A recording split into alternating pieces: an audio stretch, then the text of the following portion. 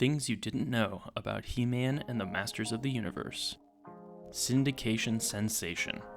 He-Man and the Masters of the Universe was the very first cartoon in the United States to go straight to syndication and air on weekday afternoons, instead of the industry standard of Saturday mornings.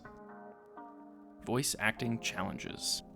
Alan Oppenheimer, the prolific voice actor who played several recurring roles on the show, including Skeletor, Man-at-Arms, and the dual role of Cringer and Battle Cat, was usually given lines by his various characters in quick succession within the scripts, as the writers found watching him switch between roles during the recording sessions to be very entertaining.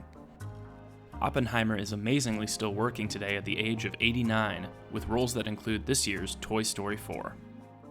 Too Spooky Overseas. Episodes in which the villainous Skeletor appeared were never broadcast in France, as his skull face was considered too frightening for children's programming. This decision definitely makes sense, but in hindsight, Skeletor comes off as a rather goofy character by today's standards. Similarities to that other famous barbarian character. According to rumors, toymaker Mattel had originally planned to make a line of toys based on 1982's Conan the Barbarian, but this plan fell through when the film was rated R by the MPAA. Instead of completely scrapping the line, Mattel created He-Man.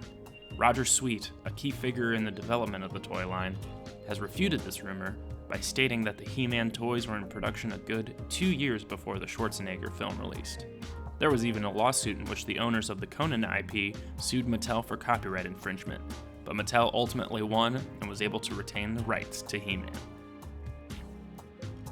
Influence from another genre.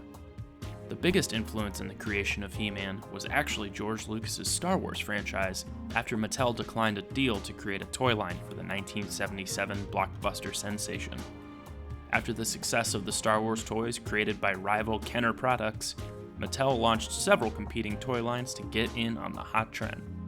The original 3 prototypes for the He-Man toys presented to Mattel executives included the character as a barbarian, as a soldier, and even as a spaceman.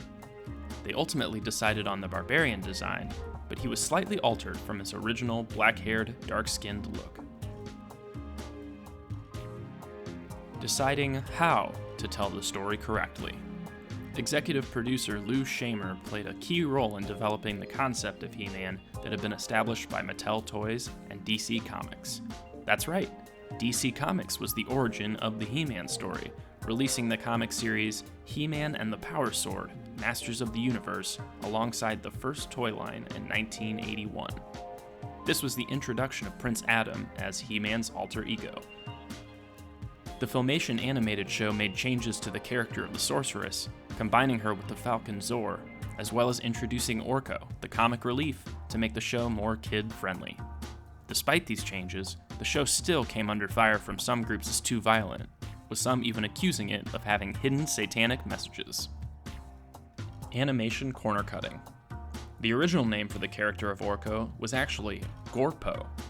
The reason they changed his name was to save on animation costs, as the O shape for a character's mouth was symmetrical, allowing the animation cells to be flipped, then used a second time. Another change made for animation reasons was Prince Adam's design. Yes, he is He-Man's alter ego, but as a character, he is supposed to be a teenager, not an adult like He-Man. To save costs, they were both animated with the same design.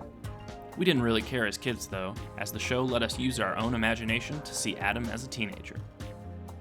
The real secret of Castle Grayskull. The secret of Castle Grayskull was a pivotal plot device used in many storylines of the show. Behind the scenes, it was conceptualized as a sphere that contained the combined consciousness of Eternia's ancient scholars.